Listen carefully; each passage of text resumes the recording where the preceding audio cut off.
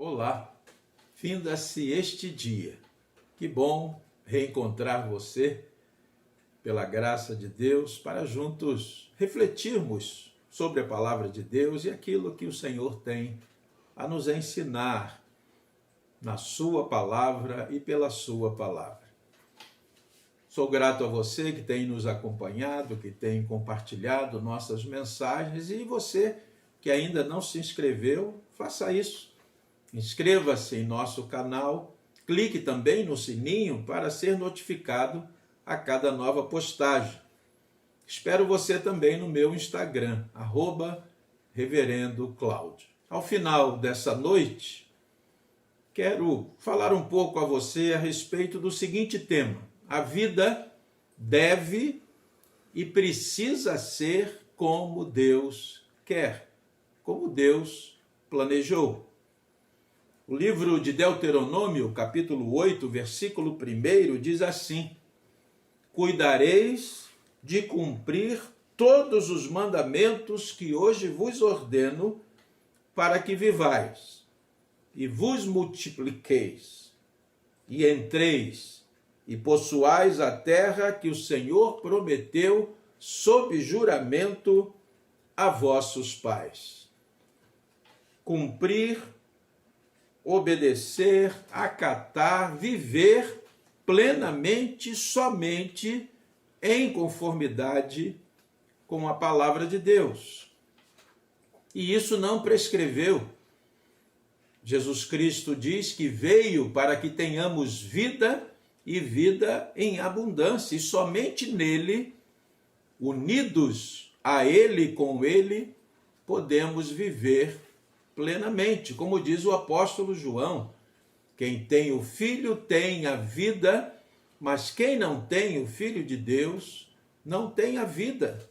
Não apenas vida eterna, mas vida plena, cada dia, hoje e sempre. A vida deve e precisa ser como Deus quer, planejou, estabeleceu e revelou em sua palavra. Ele é o Criador, sustentador dos céus, da terra, de tudo que neles há, e na sua palavra nos revela como devemos ser, como devemos viver. Desde o princípio é assim. E desde o princípio o homem se rebelou contra Deus, e foi assim com Adão e Eva. Depois, quando o povo de Israel, escravo no Egito, é libertado pela ação, pela intervenção de Deus, o povo se rebela, murmura, reclama, apostata, abandona a fé em Deus para viver segundo a sua própria vontade. O povo de Israel, da mesma forma, se divide, reinos divididos, que se confrontam, e Israel passa a adorar outros deuses, os deuses das nações, as quais deveriam expulsar da terra que Deus lhes dera. O culto, a adoração, a maneira de ser e de viver do povo de Deus, tudo revelado na sua palavra, detalhe por detalhe. Mas Israel preferia viver conforme os seus desejos, suas vontades, o que certamente desagradava a Deus e trazia sobre o povo de Israel consequências graves, tristes. A igreja cristã tem experimentado situações semelhantes, abandonando a palavra de Deus muitas vezes, esquecendo-se daquilo que Deus revela e estabelece como princípios de vida, e tem também, por conta disso, experimentado sofrimentos terríveis. A história da igreja revela isso. Eu e você, quantas vezes também deixamos Deus de lado para viver conforme nossas verdades, nossa sabedoria, o nosso entendimento. E eu quero usar um exemplo do Antigo Testamento para ilustrar como é que isso acontece. A história do rei Saul, primeiro rei de Israel, escolhido por Deus e que a princípio prometia ser um rei vitorioso, que agradasse a Deus e abençoasse o povo de Israel. Inicialmente, Saul não seria um fracasso, mas no decorrer do tempo, da história, ele foi se afastando de Deus em algumas situações nas quais e para as quais Deus estabelecer exatamente como ele deveria proceder, aliás, desde o princípio, quando fora ungido rei de Israel, ele desprezou a palavra de Deus, rejeitou a palavra do Senhor e por isso foi rejeitado como rei. Primeiro livro de Samuel, capítulo 15, vai resumir toda essa história. Primeiro livro de Samuel, capítulo 15, versículo 11.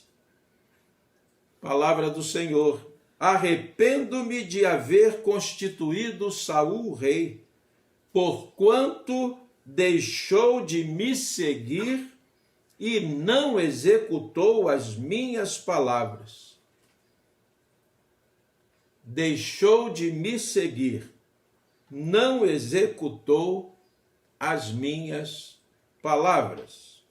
Também o versículo 19, quando Samuel se encontra com Saul e lhe pergunta: por que, pois, não atentaste à voz do Senhor, mas te lançaste ao despojo e fizeste o que era mal aos olhos do Senhor?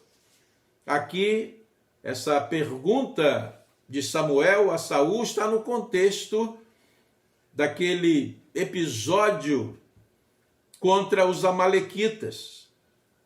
Deus ordenara que tudo fosse destruído, inclusive o rei. Mas Saul, desprezando a palavra de Deus, deixando de seguir a Deus, fez o que achou melhor. E tomou para si, para o povo, gado, ovelhas, e poupou a vida do rei, que deveria ter sido executado, conforme ordem do Senhor. Agag, rei de Amaleque, e todo o seu povo deveriam ser destruídos. Mas Saul deixou de seguir o Senhor, não obedeceu a palavra do Senhor. E também os versículos 22 e 23 de 1 Samuel, capítulo 15. Porém, Samuel disse: tem porventura o Senhor tanto prazer em holocaustos e sacrifícios, quanto em que se obedeça a sua palavra? Eis que o obedecer é melhor do que o sacrificar, e o atender melhor do que a gordura de carneiros. Porque a rebelião é como o pecado de feitiçaria, e a obstinação é como a idolatria e culto a ídolos do lar. Visto que rejeitaste a palavra do Senhor, ele também te rejeitou a ti, para que não sejas rei. Mudando o que deve ser mudado na nossa vida, na nossa família, no nosso relacionamento com Deus. Nós cumprimos aquilo que Deus revelou em sua palavra, estabeleceu e revelou em sua palavra. Não é, portanto, questão de ignorância, porque Deus cuidou de nos revelar como devemos ser, como devemos viver individualmente, em família, como sociedade, como igreja, mas nós nos rebelamos. E isso acarreta consequências graves. Lâmpada para os meus pés é a tua palavra, e luz para os meus caminhos. Assim devemos ser e viver, à luz da palavra de Deus. Jesus Cristo diz que é o caminho e a verdade e a vida. E ele diz mais: quem de mim se alimenta, por mim viverá. O que significa dizer que sem Cristo não há vida plena, não há vida feliz, não há vida que agrade a Deus e que faça bem aos homens.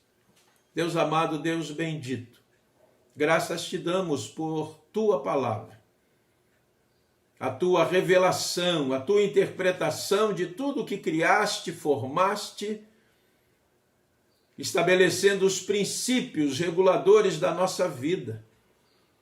Assim, sabemos como devemos ser, como devemos viver.